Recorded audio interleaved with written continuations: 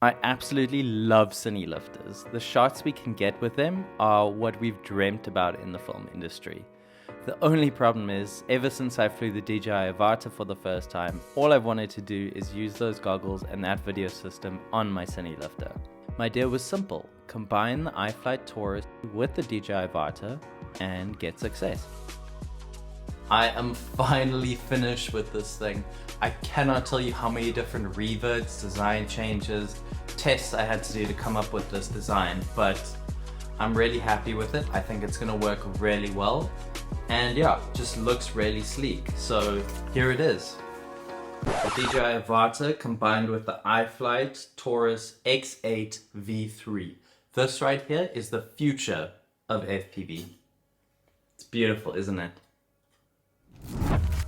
Obviously, I was gonna take this thing apart.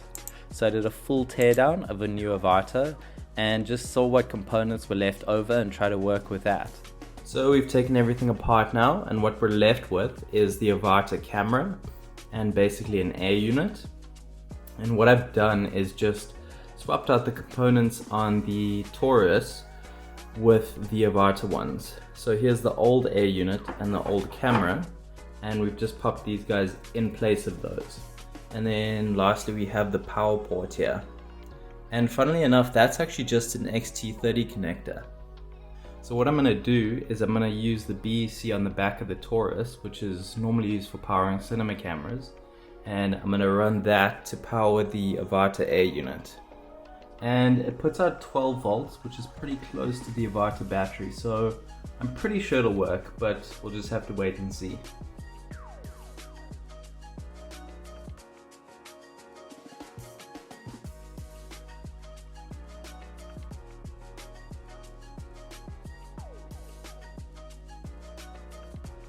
I have the goggles on and I've connected my phone to the controller. So now we're going to see if this 12 volt power supply is enough for the Avata air unit to actually turn on. Okay, it actually connected. Very nice. So as you can see there, it's connected. It's basically all ready to go. So the only thing to do now is test it. I'm going to test it in here before I take it outside, just to make sure that I'm not completely wasting my time. But the main thing I want to check is if it works while it's flying. So I kind of removed all the vibration dampeners on here. So my concern is that we might get some jello in the camera, but it's only one way to find out. Be honest.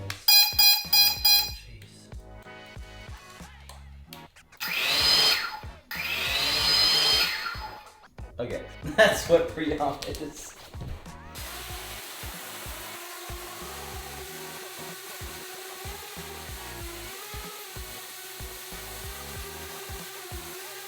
So, it seems to work. Now the only thing left to do is to take it outside on a real flight. So, I found this random park. I've never been here before, but I saw it on Google Maps and I was like, that should work because it looks green. There's a lot more trees than I thought, but I think it'll be fine. Unfortunately, the weather's not great. It's like this deep fog. The weather for the next week or so is really bad, so I'm not gonna get perfect weather anyways. And it's just a proof of concept, so I don't think it really matters. So my setup for this is, obviously I've got the DJI goggles 2, and for controls I've got the TBS Tango 2 along with an ELRS module. Now you might be wondering why I did that, and it's because Crossfire made me lose a Cinelifter and a Komodo in a river, so I don't trust it anymore, which I think is fair. And then we have the iFlight Taurus X8 V3. We have picture, which is a great sign, along with a myriad of errors, but we knew that would happen. So let's give this a go.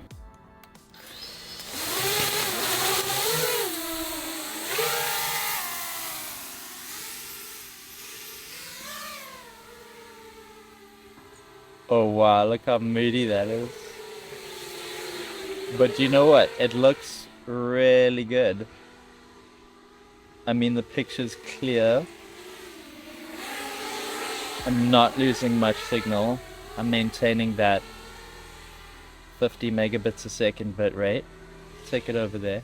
I don't have the H point and I don't know this area, so I don't want to go too far away. But let's do what we can. Oh, we got 12 megabits per second. That's weird. I think the fog might be fogging up the lens a bit. I think I'm gonna bring it back quick. We might just fly below the trees. Yeah, it's flying really nicely. I mean, as a proof of concept, let's not get too low to the ground. As a proof of concept, it really works. It's from the ground and it's sucking it up into the... Oh! No! Well, that was terrifying. We're ready to go again.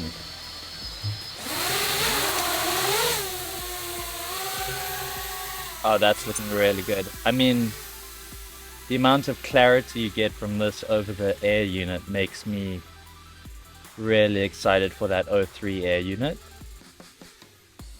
I mean, this is obviously not a perfect option because I don't have any telemetry.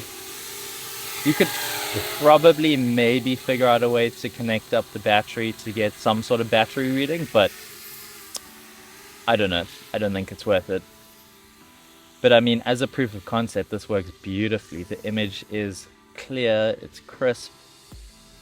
Wow. So I think after that flight, it's a really good one to call it. As you can see, it's just covered in leaves and debris and it's ready to go home.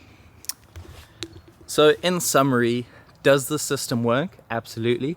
Would I recommend doing it? Absolutely not. And the reason being, you don't get any of that telemetry data, which is so important, like your battery life, your home points, your GPS speed, and all those kind of things. So what it does do is get me really excited to try out the actual DJI Air Unit 03, the new one coming out, because it'll basically be this system, but we'll get all of that data as well. So yeah, I hope you enjoyed that. Please subscribe if you'd like to see more like this in the future, and I'll see you in the next one.